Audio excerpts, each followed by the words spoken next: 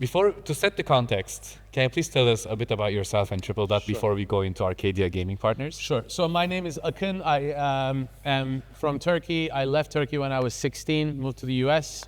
And I lived for 16 years in the US, and then I moved to UK about 13 years ago. So I've actually been out of Turkey since 1996.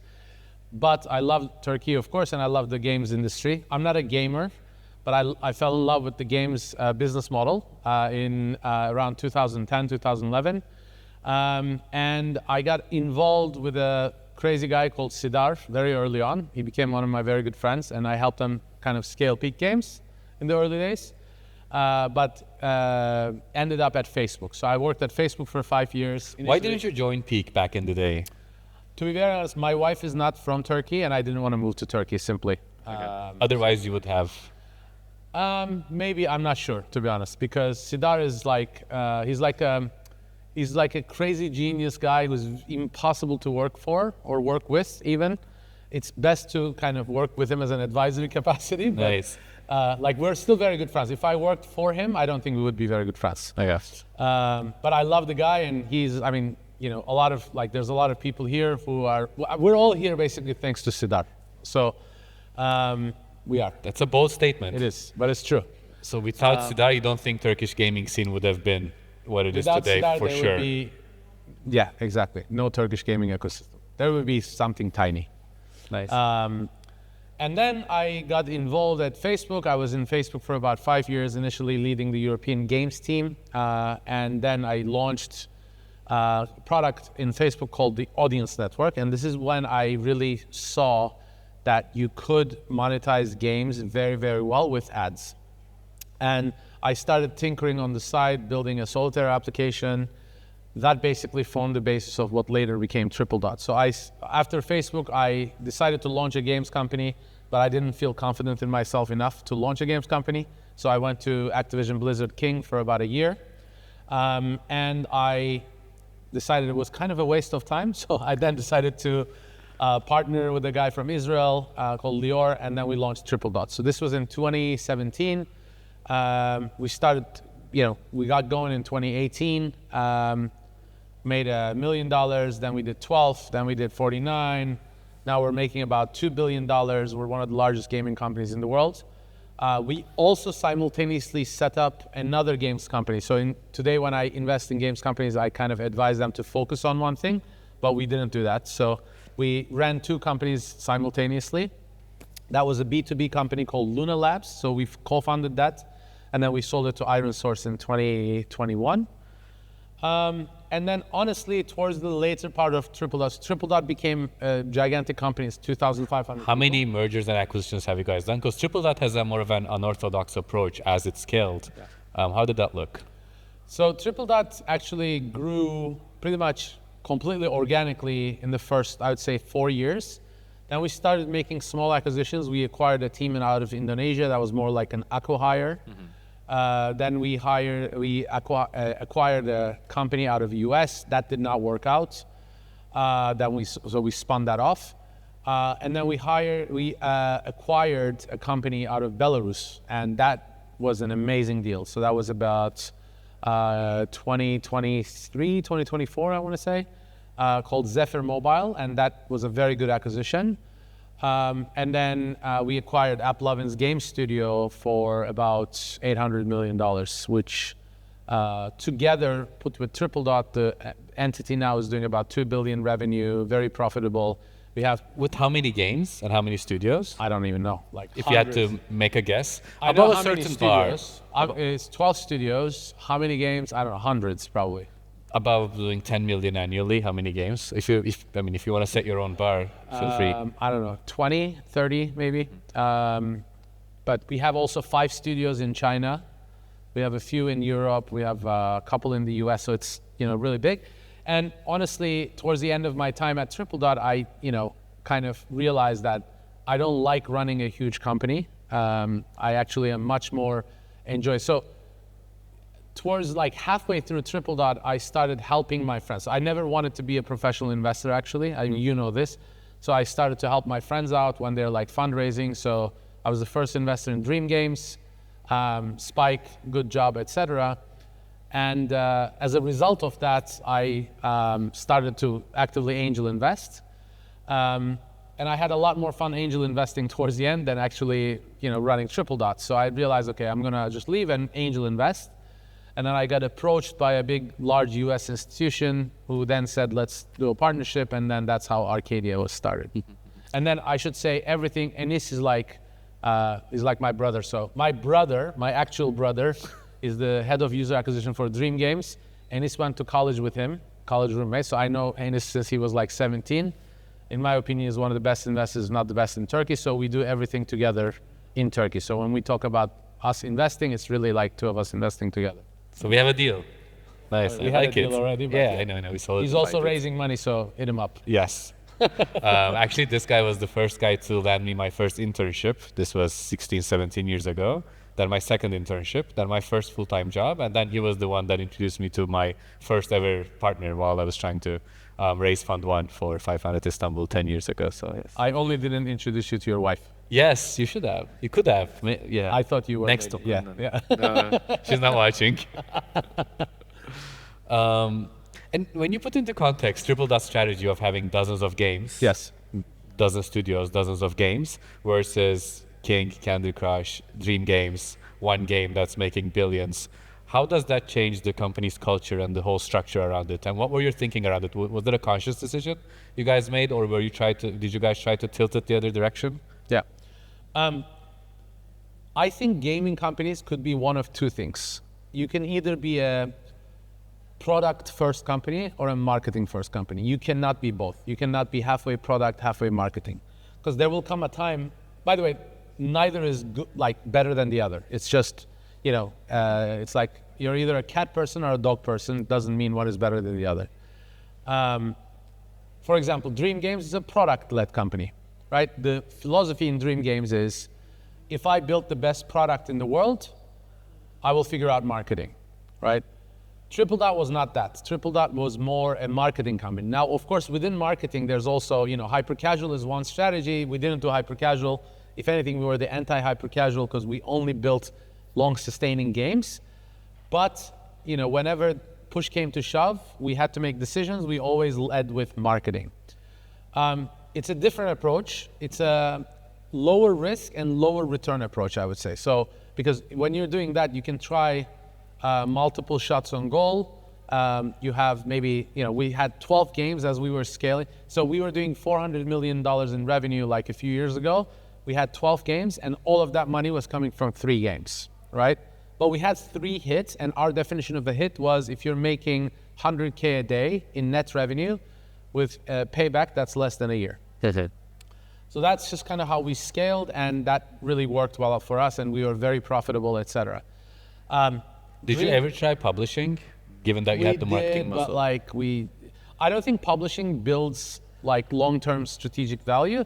The only exception to that is, of course, Rollic, because they did that and then, it worked for them, but I don't think that commonly happens. And it's also requires a big operation, and, we just weren't, that wasn't in our DNA. So Tripledot approach was actually kind of new because we were at monetization. Like when you look at, people used to call us hyper casual in the, blogs. And they did that? Yeah. How did that make you feel? At first angry, and then I was like, okay, nobody reads this blog anyway. So then I moved over. There's a reason for it, yeah. But even people in the industry didn't fully appreciate what hyper casual is and what the difference between a hyper casual game and an ad-based game. So Easy Brain was our biggest competitor, and when you look at our retention, Block Blast, I think they have 360 retention of almost double digits. It's insane. So, like a match 3 game. It's exactly. Royal but Match. It's an ad-based game. So it's a different kind of DNA.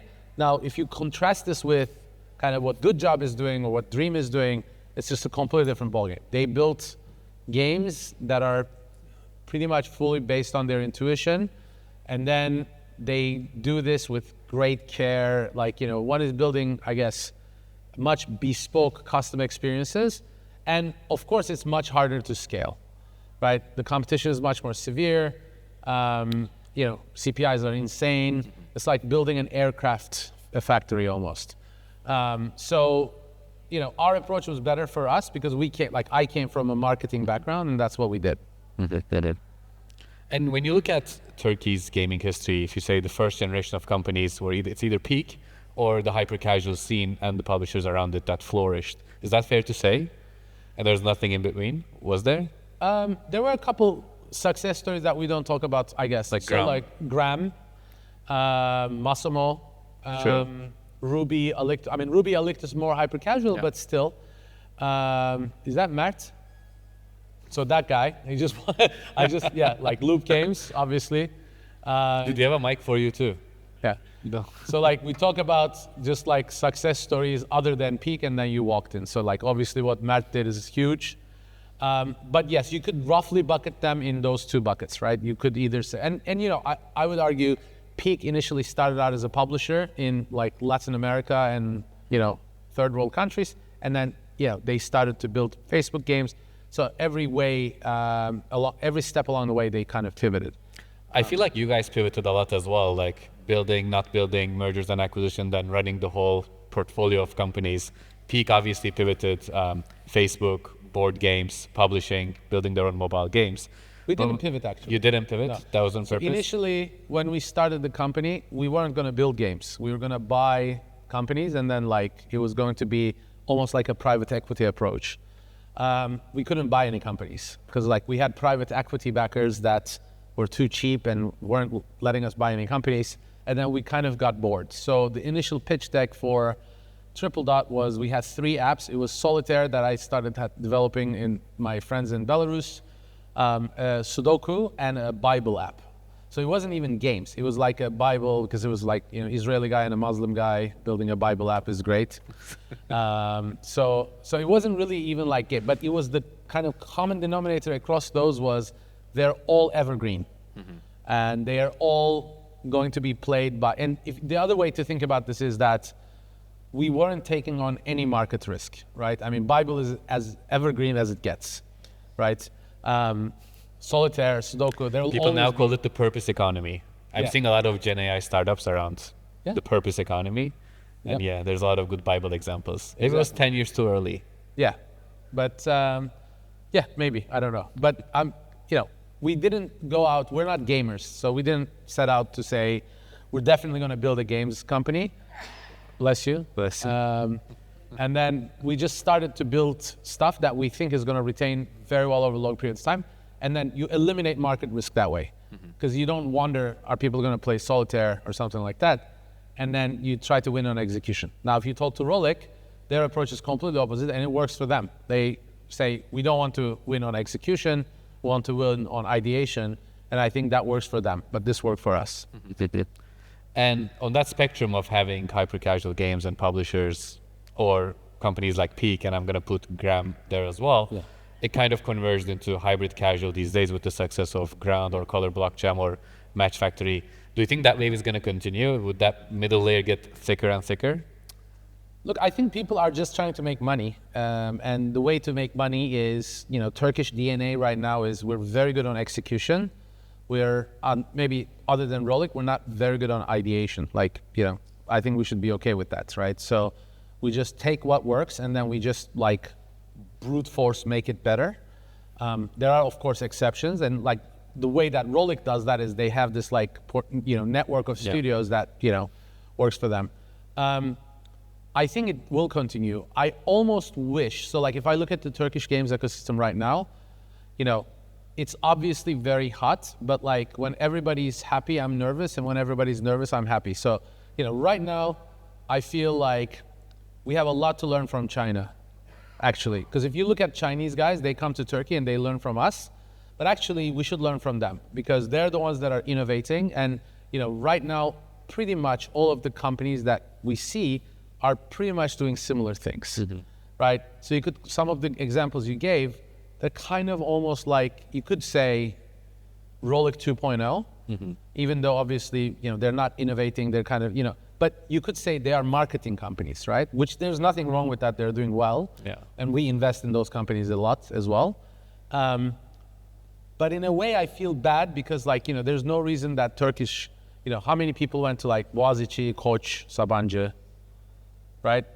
Okay, not as many as I thought. There's a lot of internationals, that's why. Okay, so like, you know, a lot of people that graduate from these top schools in Turkey, they go to the games companies, and that's kind of a waste in my opinion, right? Like, why go to games companies? Why not go to AI? Like, why did you not start an AI company? Because you see your friends making money with games companies and you want to make money too. That's okay, no shame. You know, like somebody made a lot of money and, you know, he's sitting happy here. So, you know, people see that and they want to make money. But like, that's not how, as a country, we'll win. So that's kind of a shame. Interesting. I think gaming is the only thing that gives hope to the youth in Turkey. If you take gaming out of the equation for a top engineer in Turkey to be able to make a couple million in the next 10 years so that he or she can buy a house, buy a home, build that life, it's impossible almost without gaming.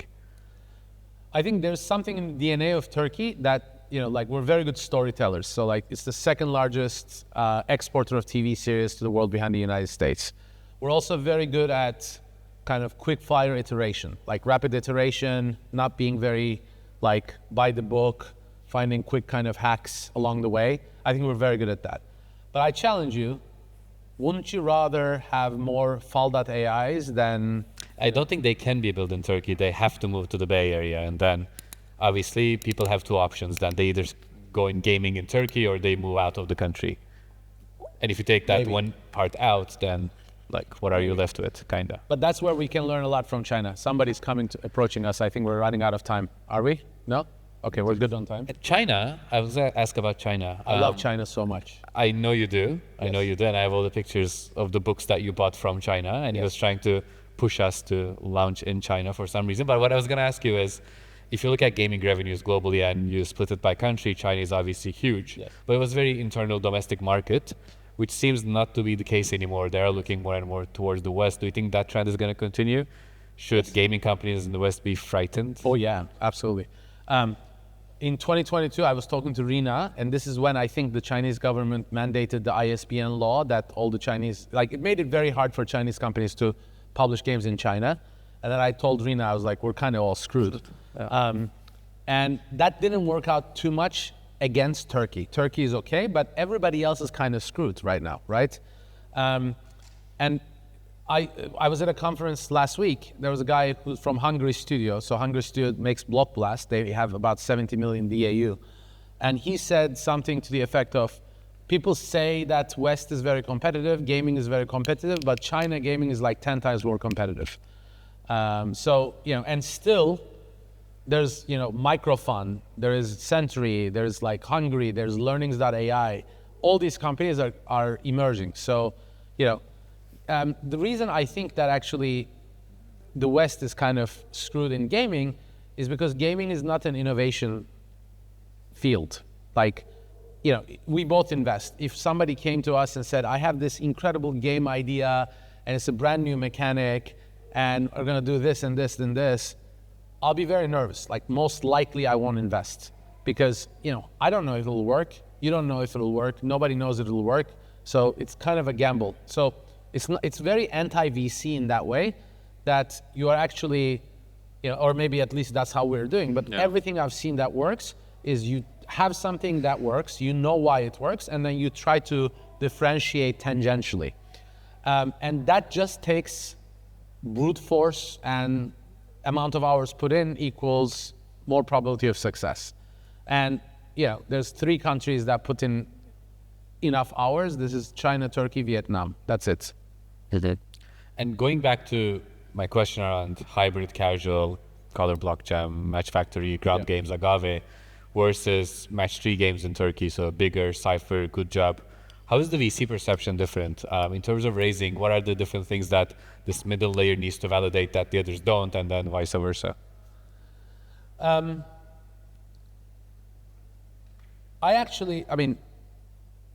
think a lot of VCs look at this kind of the wrong way, because I think VCs are very bad in judging the lead lag times between cause and effect.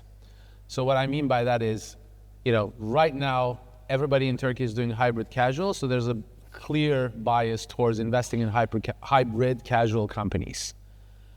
But if you take a step back and, what is the most misunderstood thing about mobile gaming is it's the tail value of these games. So all else being equal, right? You know that the match 3 genre is way more competitive, it's way more capital intensive, but you do know that it has tail value, right? Now, I invest in both match 3 and hybrid, and I don't actually use that as a criteria. But sometimes I worry for the hybrid casual guys is like, is there really longevity there?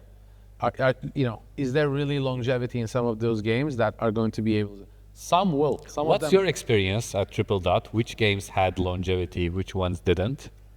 I mean, even the ones that had longevity, like Candy Crush, people have been playing for 10 years. Royal Match, people are going to be playing that for 10 years. No one understands that. No one.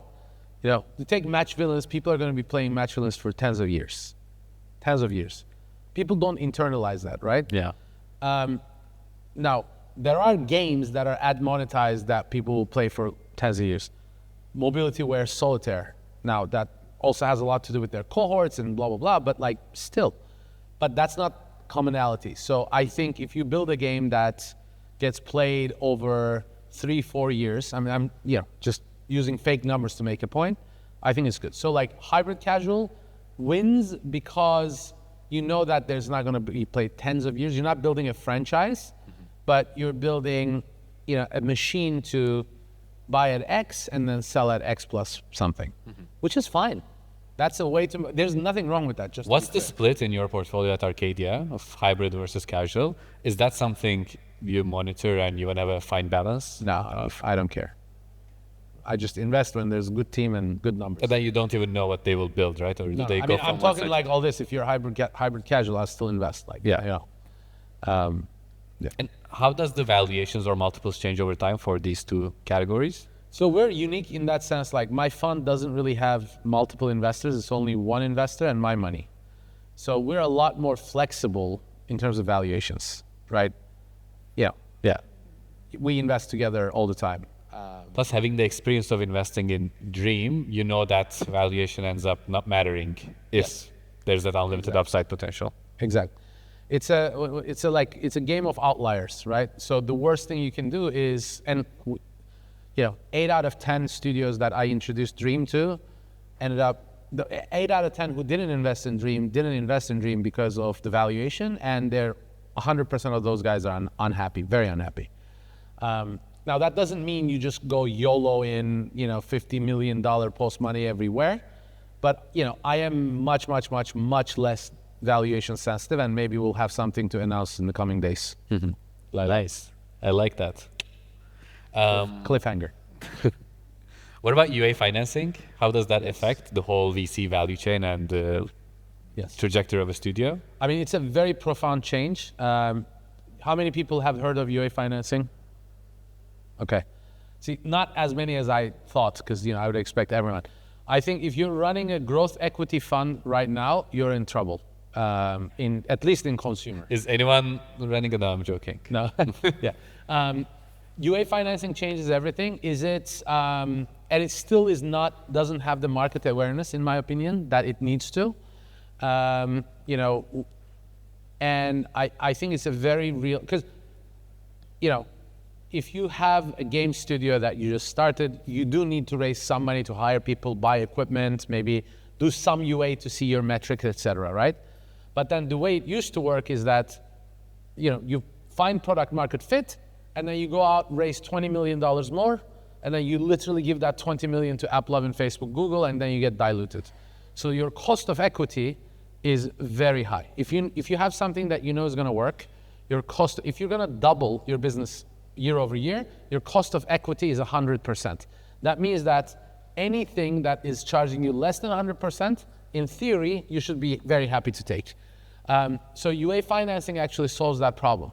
People don't internalize that. Even me, when I was running Tripledot, we didn't internalize that. We said, we have a lot of money. Why do we need UA financing? Did you guys get venture debt? No. We have no debt. Well, we have debt now because of the AppLove. We had no debt. We had no, but it's not debt. There's no collateral. Yeah, then I was going to ask the comparison of the two, getting venture debt unlike versus... debt, there's no collateral, there's no maturity, there's no cash drag. And when, like Tripledot, we took debt to take AppLovin, and then there are certain EBITDA covenants, which means that you can't go below a certain level of EBITDA, blah, blah, blah. There's none of that, right? So it's a very unique product. It's not cheap. Now we're definitely running out of time. Okay, all right. Last question. Liquidity. There's no liquidity, strategic buyers. Yes. What's happening in the M&A market in gaming? Is that going to change? Very short answer is yes, there is less liquidity now than there was, but I think people are less focused on liquidity. People are now more focused on building actual businesses, and the happiest people in the planet are the Bookman brothers. They never raised any money. They're sitting on like $10 billion, I think. So, you know, there's always, if you build something that people want to pay for, there's always ways to enjoy that. But yes, I think more buyers are coming. Scopely is active, Tencent, Miniclip, Supercell, they're all active. Tripledot is active. So there's more and more liquidity that's coming up. Perfect. Well, thank you. Thanks Thank for you. being with us.